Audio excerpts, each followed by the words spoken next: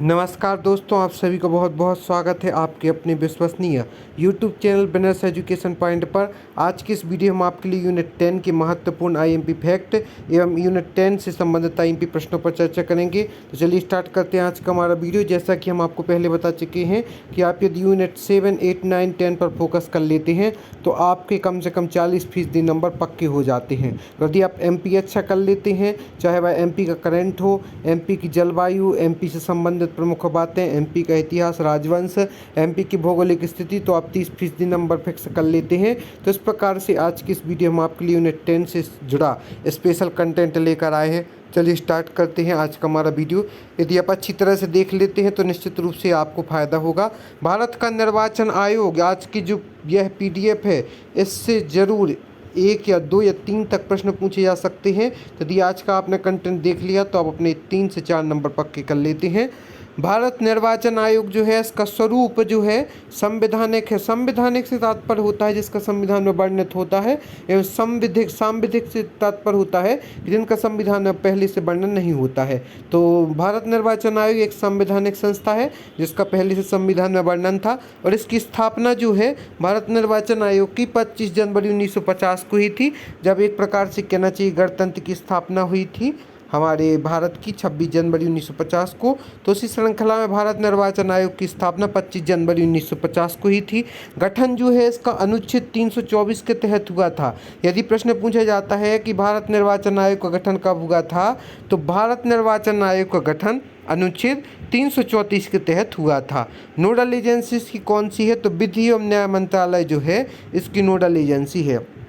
अब बात की जाए संरचना की, तो संरचना में वर्तमान में इसमें 3 सदस्य होते हैं। भारत निर्वाचन आयोग में 3 सदस्य होते हैं। एक होता है मुख्य सदस्य और दूसरा होता आयुक्त। एक होता है मुख्य आयुक्त और दूसरे 2 अन्य आयुक्त होते हैं। इस प्रकार से 3 सदस्यीय संरचना भारतीय निर्वाचन आयोग की होती है।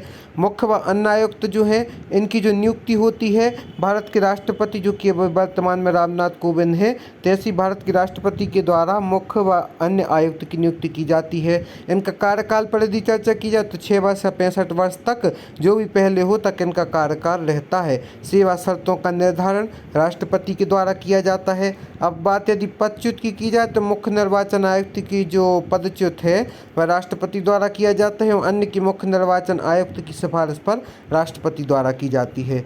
इसके बाद जो यहाँ की रिपोर्ट है, यदि अपनी रिपोर्ट पेश करते हैं तो संसद में अपनी रिपोर्ट पेश करता है भारत निर्वाचन आयोग। प्रथम मुख्य चुनाव आयुक्त थे सुकुमार सेन। आपको प्रथम का नाम, हर आयोग में आपको जो सर्वप्रथम बने तो उनका नाम याद रखना है, और जो वर्तमान में हो उनका नाम याद रखना है। तो प्रथम मुख्य चुनाव आयुक्त सुकुमार सेन, प्रथम महिला मुख्य चुनाव आयुक्त BS रमा देवी, एवं वर्तमान में मुख्य चुनाव आयुक्त सुशील चंद्रा जी हैं। इस प्रकार से यदि देखा जाए तो हम आपको बता दें कि स्वरूप भारत निर्वाचन आयोग का संवैधानिक है। स्थापना 25 जनवरी 1950 को ही थी। गठन इसका अनुच्छेद 324 के तहत हुआ है। नोडल एजेंसी विधि एवं न्याय मंत्रालय है। संरचना वर्तमान में 3 सदस्यीय है, जिसमें एक मुख्य आयुक्त व 2 अन्य आयुक्त होते हैं। मुख्य व अन्य आयुक्त में नियुक्ति राष्ट्रपति द्वारा होती है। कार्यकाल इनका 6 वर्ष या 65 वर्ष तक है, जो भी पहले हो। सेवा शर्तों का निर्धारण जो है, सेवा शर्तों का इनका जो निर्धारण है वह राष्ट्रपति के द्वारा किया जाता है। राष्ट्रपति जी के द्वारा इनकी सेवा शर्तों का निर्धारण किया जाता है। इसके बाद जो हम देखें अगला इसकी श्रृंखला में ही, पदच्युत जो है मुख्य निर्वाचन आयुक्त राष्ट्रपति द्वारा पदच्युत किया जाता है, एवं अन्य निर्वाचन आयुक्त को मुख्य निर्वाचन आयुक्त की सिफारिश पर राष्ट्रपति द्वारा किया जाता है। रिपोर्ट संसद में पेश की जाती है। प्रथम मुख्य चुनाव आयुक्त सुकुमार सेन है। प्रथम महिला मुख्य चुनाव आयुक्त BS रमा देवी। वर्तमान में मुख्य चुनाव आयुक्त जो है वह सुशील चंद्रा जी हैं। इसके बाद हम बात करते हैं मध्य प्रदेश राज्य निर्वाचन आयुक्त की।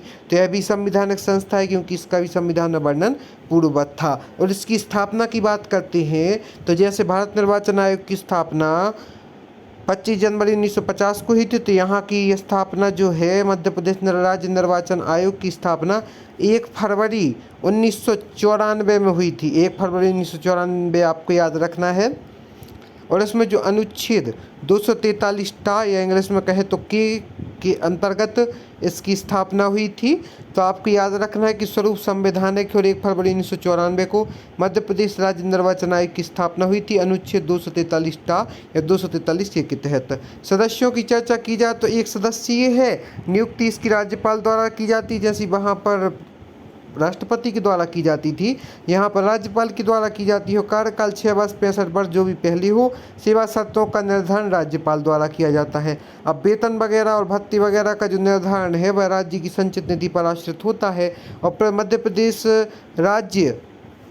प्रदेश राज्य निर्वाचन आयोग के जो मतलब प्रथम आयुक्त थे वह NV लोहानी थे और वर्तमान आयुक्त बसंत प्रताप सिंह हैं। और इनकी जो टैगलाइन है ना वह हर वोट कीमती हर निकाय, तो इस प्रकार से इनकी टैगलाइन है। और प्रथम आयुक्त आपको ध्यान होगा NV लोहानी है और वर्तमान आयुक्त जो है वो बसंत प्रताप सिंह हैं। तो आपको प्रमुख रूप से संवैधानिक संस्था है, 1 फरवरी 1994 को स्थापना हुई थी। अनुच्छेद 243 के अंतर्गत इसका वर्णन आता है। सदस्य एक सदस्यीय संस्था है, नियुक्ति राज्यपाल द्वारा की जाती है और 25वीं शायद राज्यपाल के द्वारा ही किया जाता होगा। कार्यकाल 6 वर्ष से 65 वर्ष जो भी पहले हो। सेवा शर्तों का निर्धारण जो है वह राज्यपाल द्वारा किया जाता है। वेतन जो है राज्य की संचित निधि पर निर्भर करता है। प्रथम आयुक्त NV लोहानी है, वर्तमान आयुक्त बसंत प्रताप सिंह है। टैगलाइन हर वोट कीमती हर निकाय। इसके बाद में जो हम बात करते हैं संघ लोक सेवा आयोग UPSC, और आपको हम बता दें UPSC का परिणाम भी आ चुका है जिसमें 600 से ज़्यादा अभ्यर्थी सफल हुए हैं और प्रथम 4 पर महिलाएं रही हैं। और जो हिंदी से टॉपर है वह 16वीं 18वीं रैंक पर हिंदी से भी एक सज्जन ने टॉप किया है। तो इस प्रकार से UPSC का रिजल्ट आ चुका है। UPSC के बारे में आपने सुना ही होगा।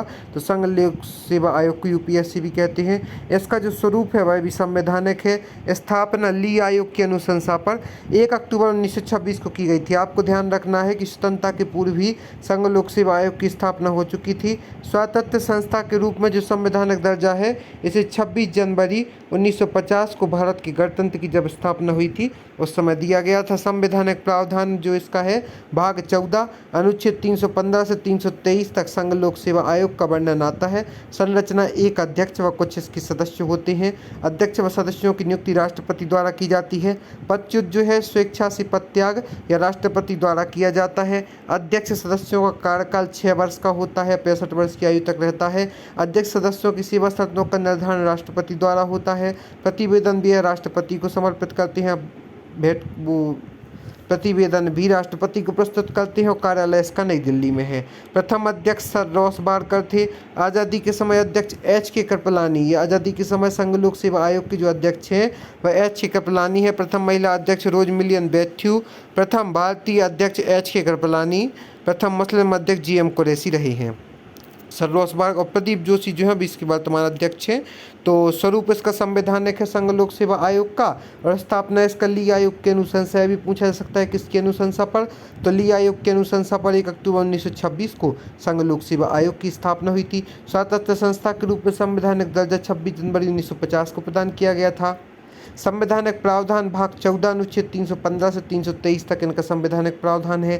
संरचना एक अध्यक्ष व कुछ अन्य सदस्य भी हैं। अध्यक्ष सदस्यों की नियुक्ति राष्ट्रपति द्वारा की जाती है। पदच्युत जो है स्वेच्छा से पदत्याग या स्वराष्ट्रपति द्वारा किया जाता है। अध्यक्ष सदस्यों का कार्यकाल जो है 6 वर्ष या 65 वर्ष जो भी पहले हो। अध्यक्ष सदस्यों की सेवा शर्तों का निर्धारण राष्ट्रपति द्वारा किया जाता है। प्रतिवेदन राष्ट्रपति को ही प्रस्तुत किया जाता है और कार्यालय इसका नई दिल्ली में है। प्रथम अध्यक्ष सर रॉसबारकर, आपको ध्यान रखना है। आज़ादी के समय अध्यक्ष HK कृपलानी। प्रथम महिला अध्यक्ष रोजमिलियन बैथ्यू। प्रथम भारतीय अध्यक्ष HK कृपलानी। प्रथम मुस्लिम अध्यक्ष GM कुरैशी रहे हैं। मध्य प्रदेश लोक सेवा आयोग जिसका कार्यालय इंदौर में है, MPPSC भी इसे कहते हैं। स्वरूप इसका संवैधानिक है। स्थापना इसकी 1 नवंबर 1956 को हुई थी अनुच्छेद 315 के तहत, क्योंकि मध्य प्रदेश की स्थापना भी जो है 1 नवंबर 1956 को हुई थी, तो अनुच्छेद 315 के तहत इसका वर्णन है। मुख्यालय इंदौर में है। संरचना इसकी एक अध्यक्ष व कुछ अन्य सदस्य भी हैं। अध्यक्ष सदस्यों की नियुक्ति जो है वह राज्यपाल के द्वारा की जाती है और सेवा शर्तों का निर्धारण भी राज्यपाल द्वारा किया जाता है। पदच्युत जो है वह राष्ट्रपति के द्वारा किया जाता है। कार्यकाल 6 वर्ष या 62 वर्ष की आयु जो भी पहले हो। प्रतिवेदन राज्यपाल को समर्पित किया जाता है या प्रस्तुत किया जाता है। वेतन भत्ते का निर्धारण राज्य की संचित निधि पर आश्रित होता है। प्रथम अध्यक्ष DB रेंगे रहे हैं और जिसके वर्तमान अध्यक्ष हैं वह भास्कर चौबे तो नहीं, मतलब अब जो नए इसके मध्य प्रदेश के इसके बाद जिसका स्वरूप है संवैधानिक है, स्थापना 1 नवंबर 1956 को ही थी। अनुच्छेद 315 के तहत मुख्यालय इंदौर। संरचना 1 अध्यक्ष व कुछ अन्य सदस्य। अध्यक्ष सदस्यों की नियुक्ति राज्यपाल द्वारा। कार्यकाल 6 वर्ष या 62 वर्ष जो भी पहले हो। सेवा शर्तों का निर्धारण राज्यपाल द्वारा। पदच्युत राष्ट्रपति द्वारा। वेतन भत्ते राज्य की संचित निधि पर प्रतिवेदन राज्यपाल को प्रस्तुत किया जाता है।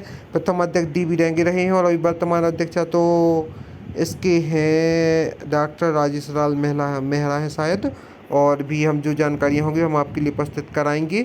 इसी प्रकार आप बने रहें। आज की इस वीडियो में महत्वपूर्ण आयोगों के बारे में चर्चा की। इसी प्रकार आप हमसे जुड़े रहें।